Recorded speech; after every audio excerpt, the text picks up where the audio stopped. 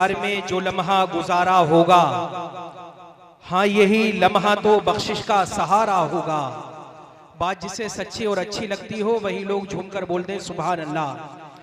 कि जिक्रे सरकार में जो लम्हा गुजारा होगा, हाँ यही लम्हा तो बख्शिश का सहारा होगा। और थाम लेगी उसे अल्लाह की रहमत बढ़कर, जिसने सरकार को मुश्किल में पुकारा होगा। थाम लेगी उसे अल्लाह की रहमत बढ़कर, जिसने सरकार को मुश्किल में पुकारा होगा। और हुस्न लुटाती रात चली है, तारों की बारात चली है, और झूम रहे हैं अर्श पे जलवे, मेरे नबी की बात चली है। झूम रहे हैं अर्श पे जलवे, मेरे नबी की बात चली है। हजरात, अभी आपने शायर अहले सुन्नत क़ारी फ़ईम अख्तर साहिब क़िबला मद्दसिल्लाहु नूरानी से उनका बेहतरीन कलाम समात किया। आइए हजरात, अब बिला ताख़ीर मैं चाहता हूं कि आपकी समातों की जंग को साफ और शफाफ करने के लिए खानकाए शेरिया के चश्मो चिराग पीरे तरीक़त हजरत अल्लामा मौलाना नारे तकबीर, नारे रिसालत, नारे गौसियत सैयद जुनैद मियाँ साहिब क़िबला, सैयद जुनैद मियाँ साहिब क़िबला, नारे तकबीर। हजरात, मैं चाहता हूं कि आपकी समातों की जंग को साफ और शफाफ करने के लिए खानकाए शेरिया के चश्मो चिराग पीरे तरीक़त हजरत अल्लामा मौलाना सुभान मियाँ साहिब क़िबला शेरी नक्शबंदी फरीदी को आपकी समातों की दहलीज तक पहुंचा दूं। आइए हजरत का इस्तकबाल नारे तकबीर की बुलंद सदाओं के साथ कर ले, तो पूरा मजमा दोनों हाथों को फिजाओं में लहराए, मेरी आवाज के साथ आवाज मिलाए और नबी के नाम का एक इनकलाबी नारा लगाए, नारे तकबीर, नारे रिसालत, नारे गौसियत, फैजाने शाहजी मियाँ हुजूर, फैजाने काजिम मियाँ हुजूर, उर्से मुक़द्दस सरजमीने मवई काजियान, मुसलमानाने मवई काजियान, नारे तकबीर।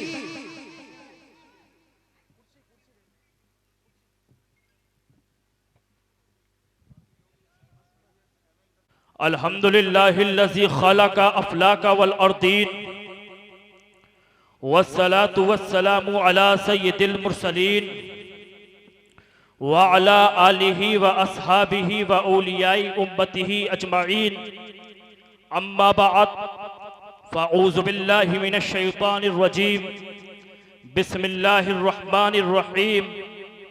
क़ाल अल्लाहु तबारक व तआला फ़िल क़ुरआनिल मजीद वल फ़ुरक़ानिल हमीद, कुल्लु नफ्सिन ज़ाइक़तुल मौत, सदक़ल्लाहुल अज़ीम व सदक़ रसूलुहुत तक़ियुल अमीनुल मतीनुल मुबीनुर रऊफ़ुर रहीम, व नहनु अला ज़ालिका लमिनश शाकिरीन व शाहिदीन, वल्हम्दुलिल्लाहि रब्बिल आलमीन।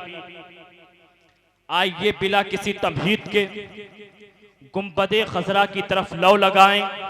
हम सब मिलकर अपने आका, मौला, मलजा, दाता, मक्की मुस्तफ़ा, मदनी मुस्तफ़ा, हम सब के मुस्तफ़ा, जिनके बारे में मुफस्सिरीन इरशाद फरमाए कि तबी का वजूद कोई आम वजूद नहीं है, बल्कि मुफस्सिरीन इरशाद फरमाते हैं कि तबी का चेहरा वजह होता है, तबी की ज़बान लिसान होता है, तबी का हाथ यदुल होता है, तबी का सीना अलम नशरह लका सदरक है, तबी का जिक्र वरफ़अना लका ज़िक्रक है, तबी का मकाम वमा अरसलनाका इल्ला रहमतल लिल आलमीन है, और तबी का दर्स ला इलाहा इल्लल्लाह, और तबी का पूरा वजूद मोहम्मदुर रसूलुल्लाह है। शेख सादी फरमाते हैं कि चले जब हुजूर सुए फलक बलगल उलाबी कमालिही, और कोई देखे उनके चेहरे की चमक और तमक, कशफत तुजाबी जमालिही, और वो है बेमिसाल दरीचे शक हसनत जमीउ बिखिसालिही, और उन्हें देखे हूरो मलक तो पढ़े सब सल्लू अलैहि व आलिही, पढ़े दरूद पाक। अल्लाहुम्मा सल्ली अला सय्यिदना मौलाना मुहम्मदिन व बारिक व सल्लिम सलातन व सलामन अलैका या रसूलल्लाह। या रसूल अल्लाह उन्जुर हालना, या हबीब अल्लाह इस्मा कालना, इन्ननी फी बहरे हमने मुगरकुन खुद यदी साइल लना इश्कालना। ऐसी मुश्किल में खबर लीजिए हमारी, सैयदे आलम बदत कीजिए हमारी, हर घड़ी रहबात का दरकार है, और या रसूल अल्लाह कर करम कर दो तो बेड़ा पार है, या रसूल अल्लाह कर करम कर दो तो बेड़ा पार है। बेशक बावकार सामईन, मैं आज अपनी गुफ्तगू जो करूंगा वो अल्लामा किफ़ायत अली काफ़ी रहमतुल्लाह ताला अलैह के मज़कूर करदा उन अशार से जो मशहूर ज़माना है, बस उन्हीं की तशरीह करके मैं आपके दरमियान से रुखसत हो जाऊंगा। मेरी तकरीर इख्तिताम पजीर होगी। अल्लामा किफ़ायत अली काफ़ी ने कहा था कि कोई गुल बाकी रहेगा ना चमन रह जाएगा, कोई गुल बाकी रहेगा ना चमन रह जाएगा। आप जानते हैं कौन अल्लामा किफ़ायत अली काफ़ी? वही अल्लामा किफ़ायत अली काफ़ी जिस प्यारे हिंदुस्तान में, जिस भारत में, जिस इंडिया में आप रहते हैं, इसी इंडिया पर किसी तौर पे अंग्रेजों की हुकूमत हुआ करती थी और हम हिंदुस्तानी उनके गुलाम हुआ करते थे। इस हिंदुस्तान पर ताज अंग्रेजों का हुआ करता था, अंग्रेज इस पर ताज किया करते थे। अब दाव पर हिंदुस्तानियों को सताया जा रहा था, हिंदुस्तानियों पर जुल्म किया जा रहा था। ऐसे वक्त में अब दाव पर कोई आगे ना बढ़ा था, आगे अगर कोई बढ़ा था तो कसम खुदा की वो कोई और नहीं बल्कि आप ही की जमात का एक बढ़ते मुजाहिद जिनको समाता अल्लामा फजले हक खैराबादी रहमतुल्लाह ताला अलैह के नाम से जानती और पहचानती है। जामा मस्जिद की सीढ़ियों पर खड़े होकर अल्लामा किफ़ायत अली काफ़ी रहमतुल्लाह ताला अलैह ने फतवा तस्नीफ किया था और कहा था, ऐ हिंदुस्तान के मुसलमानों, देखते क्या हो, हिंदुस्तान से अपने वतन से मोहब्बत करो। यही रसूलुल्लाह ने बताया है, यही रसूलुल्लाह ने हमको सिखाया है। ऐ हिंदुस्तान के लोगों, आज वक्त आ गया है, जिहाद के लिए तुम निकल चलो। आज वक्त आ गया है, अपने हिंदुस्तान को आजाद करा लो।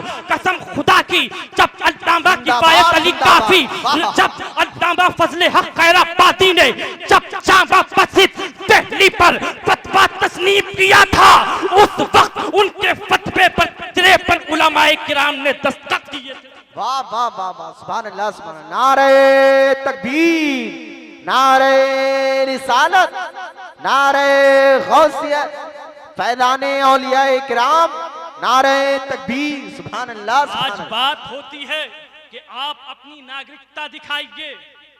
आज अगर हिंदुस्तान की गवर्नमेंट एनआरसी, सीए और कैप और एमपीआर लेकर आती है और आपसे पूछती है कि आप दिखाइए कि हिंदुस्तान के रहने वाले हैं या नहीं, आपकी नागरिकता का सबूत आपसे मांगा जाता है।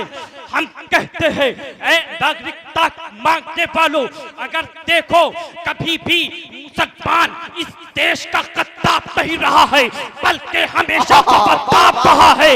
इस देश में जो सबसे पहले आजादी के लिए कदम उठाया था वो और कोई नहीं बल्कि हमारी जमात का अल्लामा फजले हक खैराबादी। वाह वाह वाह वाह, जिंदाबाद जिंदाबाद जिंदाबाद, बहुत खूब, वाह वाह। तुम कहते हो वाह वाह, बहुत अच्छा पैगाम दे रहे, वाह वाह। कि नागरिकता दिखाइए आप अपनी, तो मैं तुम्हें समझाना चाहता हूं, तुम बड़े भोले भाले हो, तुम्हें पता है कि ये एनआरसी और सीएए है क्या? आपने सुना होगा कि आसाम में ये लागू हुई है, तो उसमें लागू होने के बाद 19 लाख लोगों की नागरिकता को खत्म कर दिया गया, उनका नंबर ही नहीं आया एनआरसी के अंदर। ताज्जुब वाली बात तो ये थी कि पहले मुसलमानों की तादाद ज्यादा थी और हिंदुओं की कम थी, लेकिन उसके बाद जब हमारी टीमें और हमारी तंजीमें आसाम में पहुंचती है और उनके कागजात को मुकम्मल कराती है, तो फिर हाल ये हुआ कि उसके अंदर 14 लाख हिंदू और 5 लाख मुसलमानों का नाम नहीं था। अल्लाहु अकबर। उसके बाद इस हिंदुस्तानी गवर्नमेंट ने कहा कि अगर ये हिंदुस्तान के अंदर लागू कर दी जाए तो इससे तो हिंदुओं का नुकसान हो सकता है। तो उसके बाद वो लाए CAA। क्या लेके आए? CAA। इसका मतलब ये है कि जो NRC से निकाले जाएंगे वो अगर मुसलमान के अलावा किसी और धर्म के हुए तो उनको नागरिकता दे दी जाएगी, लेकिन मुसलमान को नागरिकता नहीं दी जाएगी। क्या तुम RSS की उन बातों को भूल गए? उन्होंने दावा बहुत पहले किया था और उनका दावा ये था कि 2020 में हम हिंदुस्तान को अल्लाहु अकबर हिंदू राष्ट्र बना देंगे। क्या बना देंगे? हिंदू राष्ट्र। बहुत अच्छी बात बताना चाहता हूं मैं आपको कि अगर आज हिंदुस्तान के अंदर NRC लागू हो गई तो NRC लागू होने के बाद जितने भी मुसलमान NRC से निकाल दिए जाएंगे तो उनका मतलब ये होगा कि ये हिंदुस्तान के नागरिक नहीं है, फिर उन्हें CAA के जरिए नागरिकता नहीं मिलेगी। फिर कितने ऐसे मुसलमान हैं जो इस्लाम के बारे में नहीं जानते हैं, जो रसूलुल्लाह के बारे में नहीं जानते हैं। कल यही तंजीमें खड़े होकर तुमसे कहेंगी अगर तुम्हें अपना घर बचाना है तो तुम अल्लाहु अकबर अपने मजहब को चेंज कर लो, अपने मजहब को तब्दील कर लो। कल यही लोग खड़े होकर कहेंगे अगर तुम्हें अपनी बीवी बच्चे प्यारे हैं तो इस मजहब को छोड़ दो। और माज़अल्लाह पता नहीं कितने ऐसे मुसलमान भोले भाले होंगे जो जानते नहीं है अल्लाहु अकबर इनकी भक्तियों में आकर, अपने घर बार के लालच में आकर, अपनी बीवी बच्चों की मोहब्बत में आकर अल्लाहु अकबर अपना धर्म परिवर्तन कर लेंगे। अरे मुसलमानों, आज तुम्हें अल्लाहु अकबर अपनी आंखें खोलने की जरूरत है, अपने अमाल की इस्लाह करने की जरूरत है। बहुत तुमने नारे लगा लिए, बहुत तुमने झगड़े कर दिए, बहुत तुमने फिरकों में बांट लिया।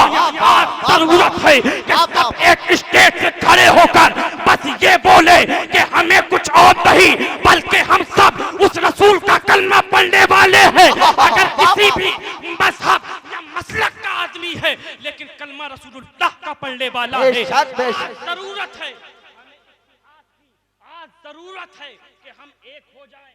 आज जरूरत है कि हम एक प्लेटफार्म पर आ जाएं, वरना सोच लो और समझ लो कितनी कौमें आई और उनको नेस्त नाबूद कर दिया। अल्लाह तबारक व तआला की कोई तकब्बुर नहीं चलता है। मिसाल आपका देता चलूं कि आज जो लिख के आता है हर जगह made in China, made in China, made in China. जब हम छोटे थे तो किसी जमाने में देखते थे made in Japan, made in Japan, made in Japan. अब अल्लाहु अकबर उसने तरक्की की और साइंस में जब तरक्की की तो उसके बाद उसने तकब्बुर किया, घमंड किया।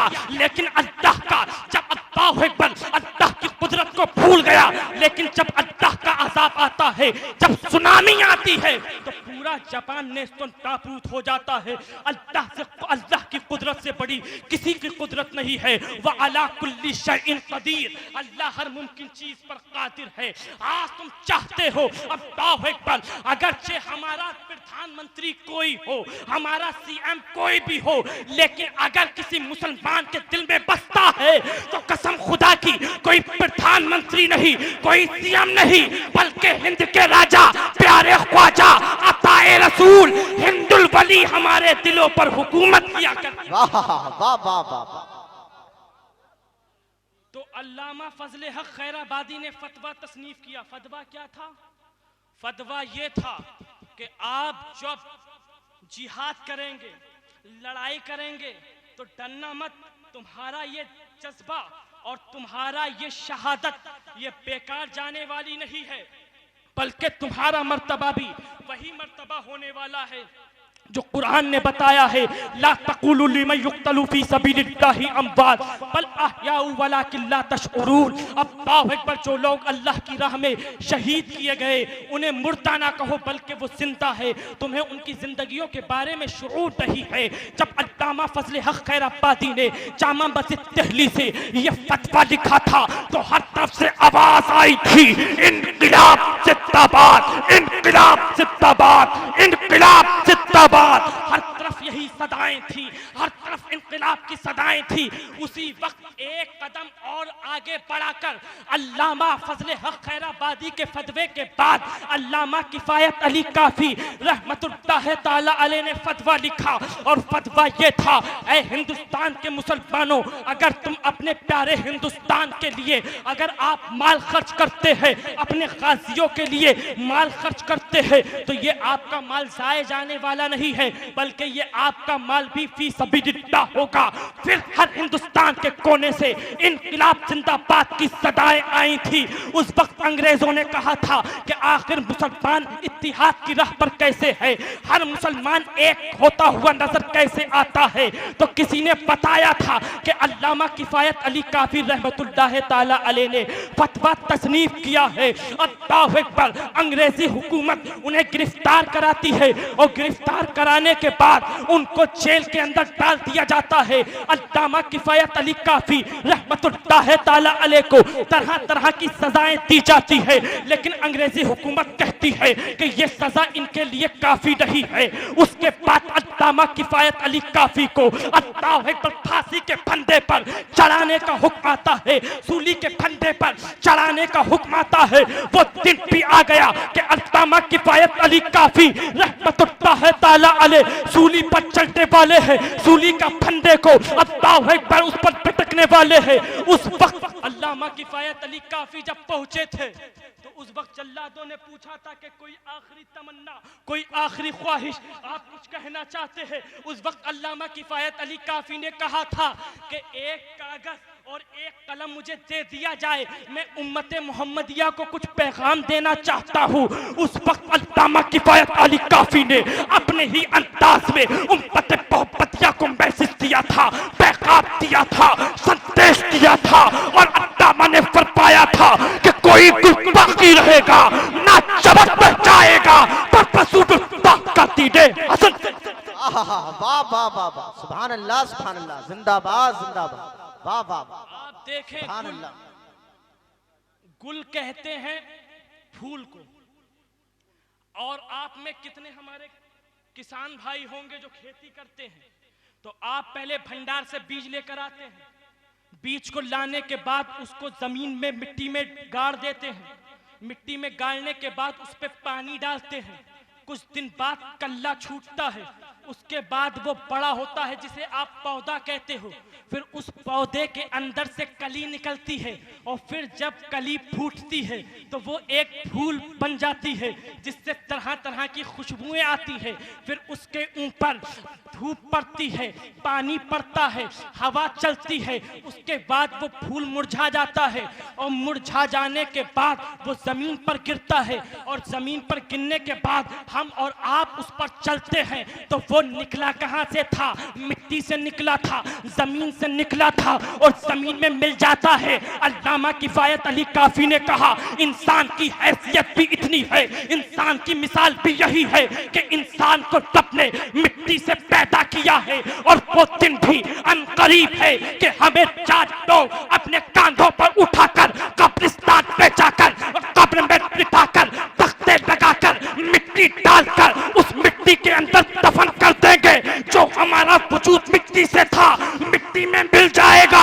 अल्लामा ने फरमाया कि कोई गुल बाकी रहेगा ना चमन बह जाएगा, पर रसूलुल्लाह का दीने हसन जाएगा। सुभान अल्लाह सुभान अल्लाह। जैसे इंसान की मिट्टी है, मिट्टी की हैसियत है, इंसान मिट्टी से बना है, मिट्टी में मिलकर मिट्टी हो जाएगा।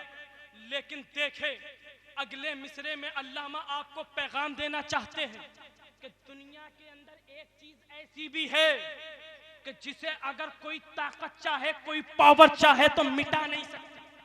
क्या नहीं कर सकती? मिटा नहीं सकती।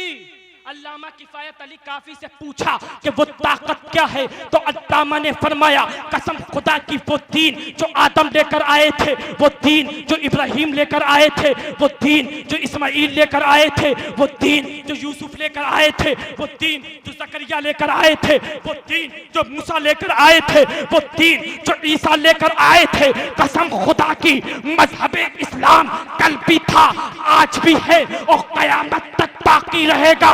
इसीलिए फरमाया कि कोई गुल बाकी रहेगा ना चमन रह जाएगा। पर तसूदुत्ता का दीने हसन।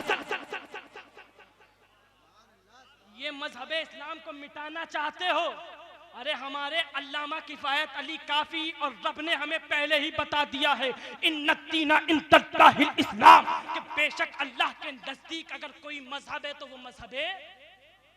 अरे मिटाना चाहते हो तुम? दुनिया में अगर मान लिया जाए कि दुनिया में मिटा दोगे, वैसे मुमकिन तो नहीं है, लेकिन अगर मिटा भी दो तो कब्र में पहुंच जाओगे। कब्र में जब मुनकर नकीर आएंगे, दूसरा सवाल माँ दीनू का, फिर पूछा जाएगा, प्रूफ मांगा जाएगा कि आखिर तू किस मजहब को फॉलो करने वाला था। जब तक तू मजहब इस्लाम का दाम ना लेगा, जब तक तेरे लिए जन्नत की खिड़की नहीं खुल सकती। कितना प्यारा इस्लाम, कितना प्यारा मजहब कि जो दुनिया में भी काम आए और मरने के बाद कब्र में भी काम।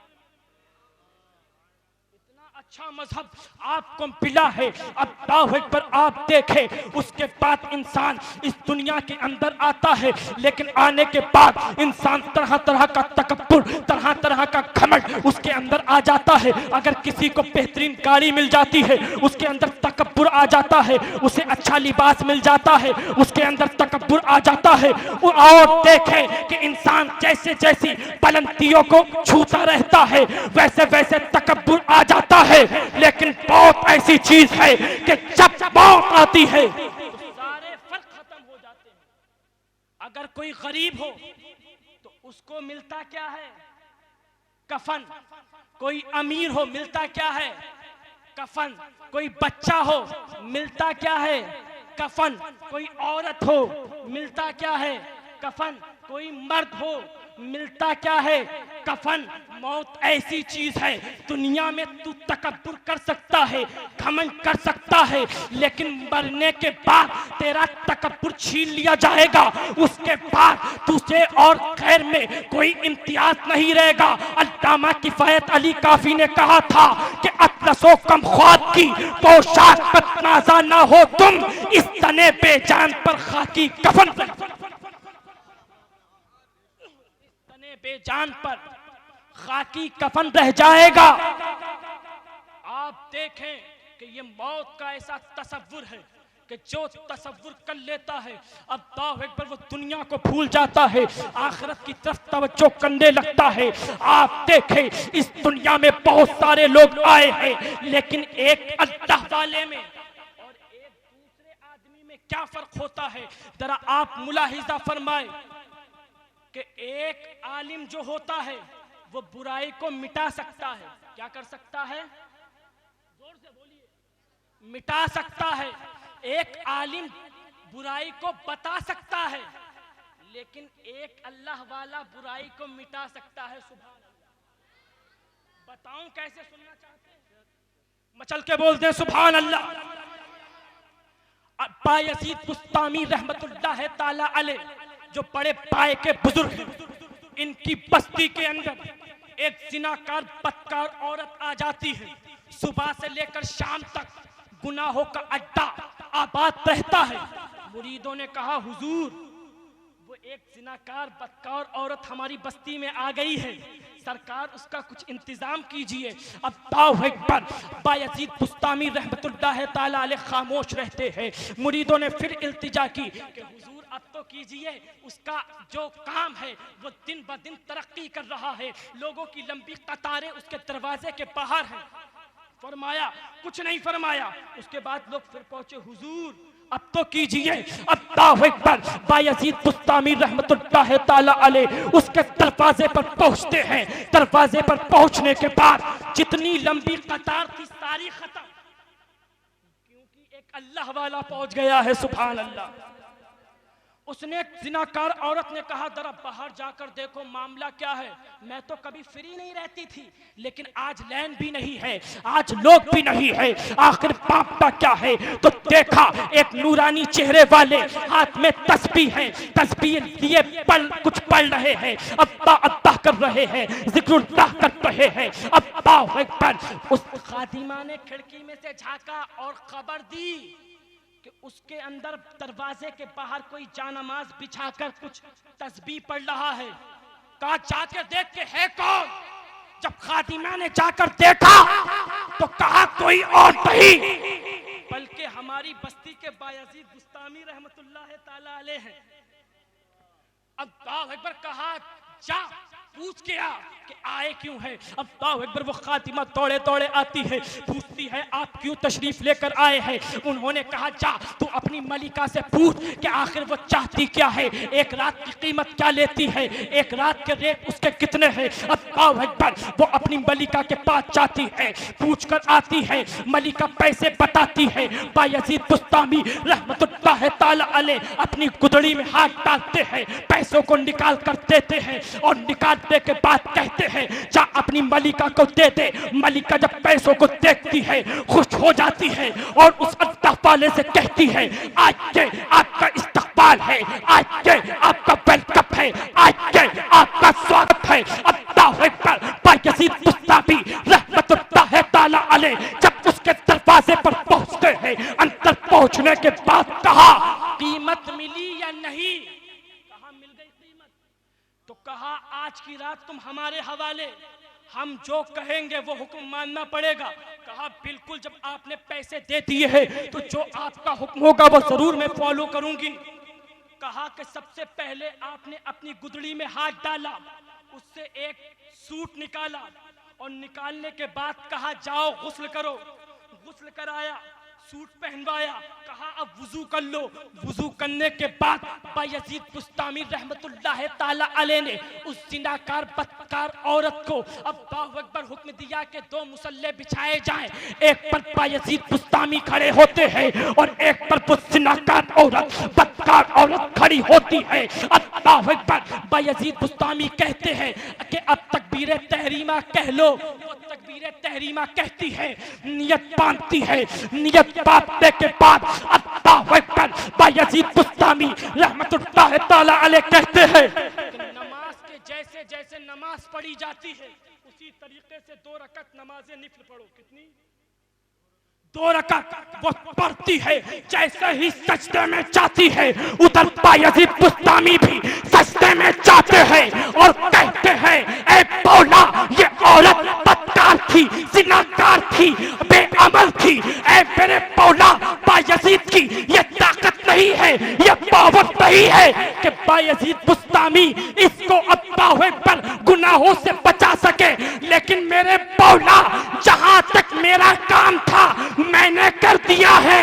मौला सजदे में लाना मेरा काम था और मेरे मौला इसको हिदायत देना तेरा काम।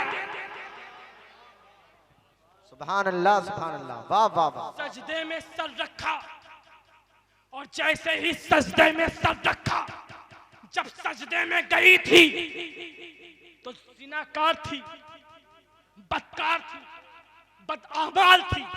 लेकिन एक अल्लाह वाले की ज़बाने वली में वो तासीर देखी, बदलती हजारों की तकदीर देखी। बायजीद बुस्तामी रहमतुल्लाह ताला अलैह ने जब दुआ की है तो वही जिनाकार औरत, बदकार औरत जो कि हर गुनाह कर चुकी थी, लेकिन जब सर सजदे से उठाती है तो बायजीद बुस्तामी के कदमों पर गिरती है और कहती है हुजूर मुझे तौबा कराइए, हुजूर मुझे अपना मुरीद बनाइए। बायजीद बुस्तामी ने उसे मुरीद बनाया था। तारीख बताती है कि जब मुरीद ना हुई थी तो जिनाकार थी, बदकार थी, बदआमाल थी। लेकिन जैसे ही बायजीद बुस्तामी के कदमों पर गिरी है, अल्लाह ने उसे अल्लाह वाली बना दिया। वाह वाह वाह, सुभान अल्लाह, सुभान अल्लाह, वाह वाह वाह, जिंदाबाद जिंदाबाद। बदलती हजारों की तकदीर देखी। आज हिंदुस्तान के हालात आपने देखे हैं। अगर आप चाहें तो कुछ मैं बोल दूं, मचल के बोल दीजिए सुभान अल्लाह। फिक्र मत कीजिए, इंशाअल्लाह 5-10 मिनट और बोलूंगा और उसके बाद इंशाअल्लाह अपनी जगह ले लूंगा। कि आज आप देखें ये बदआमाली का नतीजा है कि आज हमारे ऊपर किस किस तरह के कानून लगाए जा रहे हैं। लिहाजा ए मेरे नौजवानों कुछ तो सुधरो। ये हमारे नौजवान जो हमारी कौम का मुस्तकबिल है, अगर इनकी टोपियों को हटाया जाए और देख लिया जाए इनके बाल, तो अल्लाह अल्लाह कैसा अजीब फैशन है। समझ में ही नहीं आता कि कितने उसके कट होंगे। किसी के सर पर आधे बाल होंगे, किसी के आधे सर पे नहीं होंगे, आधे सर पर होंगे, किसी के किसी हिस्से में बाल होंगे। उनसे पूछो जनाब ये क्या है, कहेगा बड़े मुस्कुराते हुए मियाँ ये हेयर स्टाइल है। उससे पूछो हेयर स्टाइल कहाँ? हाँ मियाँ तुम तो अल्लाह वाले हो, तुम्हें दुनिया से क्या मतलब, तुम्हें क्या पता दुनिया में क्या हो रहा है। हम जानते हैं ये हेयर स्टाइल है। कहा ये स्टाइल सीखा कहाँ से है? कहा तुम्हें क्या पता, हमने फुलानी फिल्म में फुला हीरो को देखा था कि वो फुला हीरो भी इसी तरीके का कटिंग कराया हुआ था, कि फुला खिलाड़ी को, कि फुला गायकार को हमने ऐसा देखा था। हेयर स्टाइल करा लिया, घर पर पहुंचा, अम्मी ने देखा लला बड़े खूबसूरत लग रहे हो, कोई जवाब नहीं है। उधर भैया ने देखा, हाथ गले में डाला, अरे वाह भाई क्या लग रहा है तू। और अगर उधर इनकी ये गया और उधर अल्लाह अकबर इसकी भाभी मिली, तो उसने कहा देवर आज तो आप बड़े क्यूट लग रहे हो। यानी माँ तारीफ, बाप तारीफ, अजीजो अकारिब तारीफ। और उधर जब दोस्तों में कहा गया तो दोस्तों ने कहा अरे दोस्त तेरा तो कोई जवाब ही नहीं है। जिस गली से गुजर जाता है लोग निगाहें उठा उठा कर देखते हैं। जिस चौराहे पर तू खड़े हो जाता है उस चौराहे पर भी तुझे लोग हैरत की नजर से देखते हैं, क्योंकि तेरा हेयर स्टाइल ही ऐसा है। और सिर्फ हेयर स्टाइल ही नहीं मियां, आगे चलो, इनका लिबास देखो, लिबास पहनावा। जब जाएगा शोरूम पे ना, कहेगा जरा बहुत अच्छी वाली जीन्स दिखाओ। वो बेचारा अच्छी वाली दिखाते दिखाते बड़ी बड़ी अच्छी दिखाएगा इन्हें, बड़ी बड़ी कीमती, लेकिन वो देखते जाएंगे कहेंगे ये तो पूरी है यार, मजा नहीं आया। कोई जो नया फैशन में आई है, नई नई बिल्कुल नए लुक में, वो दिखाओ। वो बेचारा पूरी साबुत दिखा रहा था, पसंद नहीं आई, लेकिन जैसे ही थोड़ी फटी हुई, अरे बस भाई ये बहुत अच्छी। ऐसी ऐसी पैंटें, ये हमारा नौजवान, ये हंसी का मकाम नहीं है, रोने का मकाम है। ये तुम्हारी बदआमाली है कि जिस पर अल्लाह तबारक व तआला तुमसे नाराज है, और इस तरीके के तुम्हारे ऊपर ये जुल्म सितम हो रहा है कि तुमने पैंट पहनी, ऐसी पैंट, अगर तुम्हारे दरवाजे पर अगर फकीर आ जाए ना, फकीर, और तुम्हारी माँ वो पैंट लेकर आए, तो फकीर भी कहता है बहन कोई ऐसी कपड़ा दे दो जो साबुत हो, ये तो फटा हुआ है। अरे तुम तो फकीरों से भी नीचे गिर गए, नीचे, कि फकीर भी नहीं लेता ऐसा कपड़ा, लेकिन तुम हेयर स्टाइल में ऐसे गुम, अपने फैशन में ऐसे गुम, सब भूल गए क्या शरीयत है, क्या मुस्तफा का फरमान है। ऐ नौजवान, क्या तू इसीलिए पैदा हुआ था? ऐ नौजवान, क्या तू अपना तारीख को भूल गया है? ऐ नौजवान, तेरे अंदर कोई अबू बकर हुआ करते थे, कोई सिद्दीक हुआ करते थे, कोई उमर हुआ करते थे, कोई उस्मान हुआ करते थे, कोई मौला अली हुआ करते थे, कोई हसन हुआ करते थे, कोई हुसैन हुआ करते थे, कोई गौसे आजम हुआ करते थे। एक है, कितने हैं? ख्वाजा पिया एक, शाहजी मियां, क्या वो आसमान से आए थे? उन्होंने भी किसी माँ के पेट से जन्म लिया, वो भी हमारे जैसे तुम्हारे जैसे इंसान थे, खाते पीते चलते थे, लेकिन वो गौसे आजम कैसे बन गए? तो कसम खुदा की वो इसलिए गौसे आजम बन गए कि उन्होंने अपनी कौम की इस्लाह की है, अल्लाह और उसके रसूल के फरमाबरदार रहे हैं, और सबसे बड़ा किरदार उनकी माओ का रहा है। अब बात आ गई है तो सुन लो। अब बाबा फरीद गंजे शकर रहमतुल्लाह ताला अलैह जब जवान हुए, थोड़े बड़े हुए, माँ से कहने लगे, माँ रब ने मुझे ये मर्तबा दिया है कि मैं जिसके हक में जो दुआ कर दूं, रब वो दुआ को कबूल कर लेता। कहा बेटा ये बात तो सही है, तुम मुस्तजाबुद दावात हो, लेकिन कहा अम्मी जान इसमें आपका कमाल नहीं, दुआ मैं करता हूँ, दुआ मेरी कबूल होती है। लेकिन माँ ने कहा बाबा फरीद इसमें तेरा कोई कमाल नहीं बल्कि तेरी माँ का कमाल। बाबा फरीद ने कहा कैसे? कहा सुनो बाबा फरीद तुम मुस्तजाबुद्दावात हो, अल्लाह तुम्हारी हर दुआ को कबूल करता है। लेकिन ए बाबा फरीद जब तुम छोटे थे, बचपन के जमाने में थे, तुम अच्छा और बुरा का तमीज नहीं कर सकते थे, तुम हरामो हलाल का तमीज ना कर सकते थे। जब तुम छोटे थे दूध पीते थे तो मैं तुम्हारी माँ बगैर वुजू के तुझे दूध नहीं पिलाती थी। अरे गौसे आजम की माँ को देखो कि जब गौस पैदा होता है, आज की माँ टीवी खोलकर पता नहीं कौन सास बहू और पता नहीं कौन कौन से नाटक, घर पे रोटी बने तरकारी बने या ना बने, कुछ हो या ना हो, किसी की तबीयत वगैरह खराब हो उसकी इयादत हो या ना हो, देखभाल हो या ना हो, दुनिया की हर चीज एक तरफ और इनका नाटक का वक्त एक तरफ। हकीकत बात है, सब कुछ छोड़ देगी हमारी माँ बहन, लेकिन वो जो नाटक का वक्त है वो नहीं छोड़ेगी।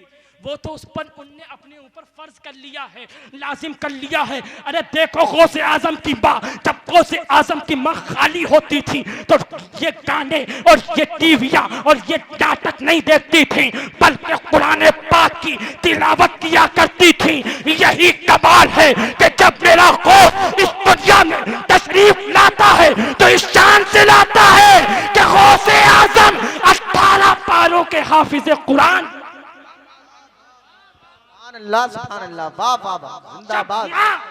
नेक होती है तो बेटा बाबा फरीद होता है, जब माँ नेक होती है तो बेटा निजामुद्दीन हुआ करता है, जब माँ नेक होती है बेटा गौसे आजम हुआ करता है, जब माँ नेक होती है तो कसम खुदा की बेटा ख्वाजा मोइनुद्दीन हुआ करता है, जब माँ नेक होती है बेटा साबरे पाक हुआ करता है, जब माँ नेक होती है बेटा शाहजी मियाँ हुआ करता है, जब माँ नेक हुआ करती है बेटा अच्छे मियाँ हुआ करता है, और जब माँ नेक होती है बेटा सैयद काजिम अली मियाँ हुजूर हुआ करता है।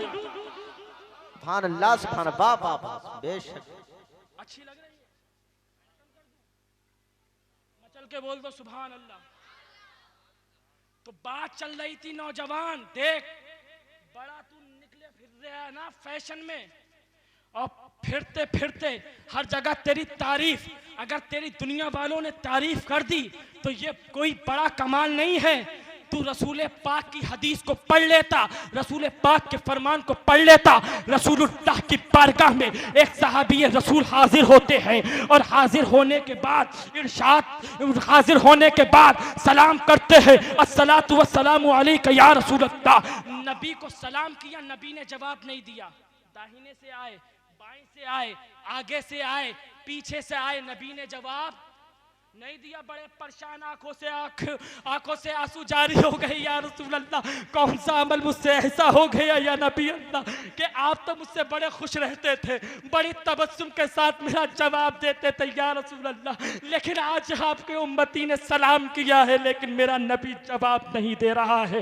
उधर मुफस्सिर कुरान हजरत अब्दुल्लाह इब्ने उमर खड़े होते हैं और खड़े होने के बाद कहते हैं सहाबी प्यारे खड़े हो जाओ, ठहर जाओ। अल्लाहु अकबर, वो ठहर जाते हैं। उसके बाद वो फरमाते हैं हजरत अब्दुल्ला इब्ने मसऊद जो कि मुफस्सिर कुरान है, फरमाते हैं अपने हाथ को ऊपर करो। अपने हाथ को ऊपर करा, ऊपर करने के बाद फरमाया जरा अपनी उंगली को दिखाओ। उंगली को दिखाया, सहाबा से कहा देखो इनकी उंगली में क्या है। सब सहाबी बोले अंगूठी है। कहा किस चीज की अंगूठी है? कहा ये सोने की अंगूठी है। कहा बस तुम्हें मालूम नहीं है कि मुस्तफा की शरीयत में मर्द के लिए, मैन के लिए, आदमी के लिए, पुरुष के लिए सोना पहनना हराम है, चाहे एक अंगूठी ही क्यों ना हो। औरत के अलावा मर्द नहीं पहन सकता। अल्लाह अकबर। वो सहाबी समझ गए कि मैंने मुस्तफ़ा की शरीयत की नाफरमानी की है, इस वजह से रसूलुल्लाह मुझसे नाराज है। वो सहाबी अपने हाथ से अंगूठी को निकालते हैं और अंगूठी को निकालने के बाद फेंक देते हैं और कहते हैं या रसूलुल्लाह मेरे पापा आप पर कुर्बान, इस जैसी अगर हजारों अंगूठी हो, लाखों अंगूठी हो तो तुम्हारे नाम पर कुर्बान हो जाए क्या रसूलुल्लाह। या रसूलुल्लाह आज के बाद आपके शरीयत की मुखालिफत नहीं करूंगा, आपकी शरीयत पर अमल करूंगा। वो सहाबी थे, सहाबी कितने भी नीचे दर्जे का हो लेकिन गौसे आजम से अफजल है। कोई भी सहाबी हो कि जिसने कोई अमल ना किया हो लेकिन अगर वो सहाबी है तो इस उम्मत के हर वली से अफजल। तो वो सहाबी कि जिनका कोई जवाब नहीं, रसूल पाक उनसे नाराज, हम तो गुनाहगार हैं, हम तो बदकार हैं। ऐ नौजवान तू सुधरेगा कब, ऐ नौजवान तू संभलेगा कब। ये हेयर स्टाइल को छोड़ दे, ये फैशन को छोड़ दे। अगर तुझे हीरो बनना है तो इस्लाम का हीरो इमाम हुसैन बनकर दिखा। दुनिया कहेगी कि कसम खुदा की कि दुनिया में भी तेरा कोई जवाब नहीं होगा, और जब तू मरेगा तो मरने के बाद भी तेरा कोई जवाब। इससे नूर तेरे चेहरे पे कोई बढ़ेगा कि तूने हेयर स्टाइल करा ली, तरह तरह की जीन्स पहन ली। ये फानी हुस्न है, ये बस क्रीमें लगा लो, गार्नियर, फेवर लवली और फलाना और ढिमाकी। ये कितनी देर तक तुम्हारे चेहरे को सफेद कर सकती है, कितनी देर तक तुम्हें अच्छा कर सकती है। कसम खुदा की इनसे नूर नहीं आता है। अगर तुझे नूर चाहिए तो तरीका मैं बताता हूँ। कसम खुदा का ऐसा टॉनिक है कि मरते दम तक तेरे चेहरे का नूर कभी नहीं जाएगा। जब तू सुबह को उठ तो पहले फजर की नमाज पढ़ और फजर की नमाज पढ़ने के बाद सूरह नूर पढ़कर अपने चेहरे पर दम कर लेना। इंशाअल्लाह तेरा चेहरा दुनिया में भी नूर नूर होगा और कब्र में भी नूर नूर होगा और कयामत में भी तेरे चेहरे पर नूर नूर। ये अमल कर, ये जरूरत है मेरे भाइयों। आज जरूरत है बस अपनी कौम की इस्लाह करने की, आज जरूरत है हमें सुधरने की, आज जरूरत है हमें संभलने की। सुभान मियां शेरिया और खान का है शेरिया का यही पैगाम है भाइयों। नमाज पाबंदी से पढ़ो, अपने वक्त पर पढ़ो। अल्लाह ने अगर तुम्हें मालो दौलत दी है तो ज़कात ज़रूर देना। अल्लाह ने साहिब इस्तिताअत किया है तो भाइयों हज भी कर लेना। अल्लाह ने अगर आपके वालिदैन जिंदा है उनकी फर्मा बरदारी कर लेना। अगर आपके बुजुर्ग अभी जिंदा है तो उनका अदब कर लेना। कभी झूठ मत बोलना, कभी गीबत मत करना, किसी को बुरा भला मत कहना। हर छोटे बड़े का अदब करना, हर इंसान से खुश मिजाजी से मिलना, हर इंसान का अदब करना, छोटों पर शफकत करना, बड़ों से मोहब्बत करना। औलिया अल्लाह का दामन मजबूती से थाम लेना। अल्लाह वालों की बारगाह में हाजिर होते रहना, रसूलुल्लाह से मदद चाहते रहना, अल्लाह की बारगाह में गिरियाउज़ारी करते रहना।